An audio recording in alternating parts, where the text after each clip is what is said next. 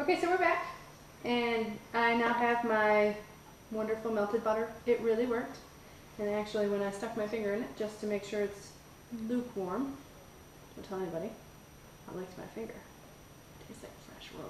It's very good. But anyway, I am now at a lukewarm temperature. It's perfect. I can stick my finger in, and it doesn't make the tip of my index finger feel like it's going to burn right off. That's exactly what you want. You want it to be lukewarm. You can stick your finger in there and leave it in there, but it's warm. And here, let me show you this. Look at all those bubbles. That's my yeast. So that is perfect. So I'm going to actually now pour this right into this mixture. Yeah. And I'm going to make sure that I get everything out of here because my salt kind of sinks to the bottom. So I'm going to get it all out. Make sure I got everything in there. Then what you're going to do, let's just mix that up a little bit. Then I'm going to add my egg. Yeah, just do that in the pan because I don't do the pan anymore. And I'm going to mix my egg up a little bit, and then I'm going to take some of my flour. And in here I have 5 cups of flour. I just wanted to measure and make sure I had enough flour to make my bread. I was running low. But for the beginning, all you want is about 4 cups. So again, you can measure it if you wanted to. I'm just going to pour it in. And I'm going to use this spoon because it's all eventually going to go in here anyway. But this way, you're not starting out with 5 or 6 cups of flour to, I don't know if you've ever done this before, but you go to mix it and it just goes poof. Then you have a mess of flour. So you start off with just a little bit, just enough to get yourself mixed into a bread consistency. So we're going to mix it up a little bit, and then we'll add the rest of our bread. I wish it was that easy. We're going to add the rest of our flour to our bread mixture, and then we're going to knead it. And this is going to be another point where I'm going to pause the video because, again, depending on what this looks like, it might take us a while. But see how we're really runny? This is going to not work. So I need a lot more of the flour. So I just want to get that nice and mixed in. Now I don't have any extra flour, so it's not going to pop out at me. So I'm going to add the rest of this. And again, I have 5 cups. Depending on what this mixes up as, you can get as much as 6 cups into your mixture. And then you're going to want, see, look at that. I even added the 4 cups beforehand. I'll slow down and mix carefully. My husband would tell me, get your apron on. Unfortunately, I cut my hair sun in it earlier and I had to throw it in the laundry. So, in that case, he would tell me, don't cook with your apron because it had hair all over it. But anyway, okay, so now this is my consistency. And again, if you look at it, it's really sticky. You can actually see how it will actually stick right to your spoon.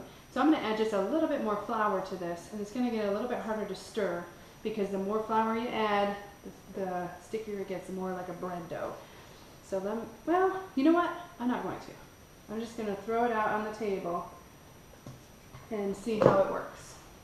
I'm going to grab a little bit more flour because you want to make sure that if you have a breadboard, that's totally awesome.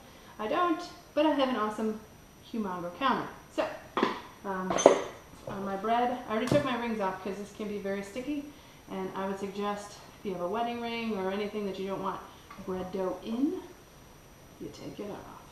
So, I'm going to plop this out on here, and we'll see what we got going on. And we're just going to knead it until it's a very good consistency and everything is mixed together. So hopefully it doesn't stick too bad to my counter. So it's fun to clean up. Actually, it just kind of dissolves with your hands, so it's usually not that big of a deal. And oh wait a minute, look at that. We might actually have success here. But I'm going to actually take a little bit of flour. I'm going to try to pad my hands here so that I have a kind of a coating on my, yeah, we're a little bit sticky. Okay, this is what I'm going to do. This is how I measure. I'm just going to dump some on here because I need more flour. We're pretty sticky and I'm going to just knead it right in there. Look at it sticking to my counter. So, we'll see how this works. I might have to have one of my secret hands from behind the video pour me a little bit more flour. But we'll see. Actually, that might have worked. So you see how we kind of have, no, it's getting sticky again. Because the goal is to have, if you can see this right here, it's almost a dry crack. That's what we're looking for. So I need a hand here to grab my container and just dump a nice layer on top like I did the last time. Go ahead and dump it. Don't be afraid. Don't be afraid. Good. Okay. There we go.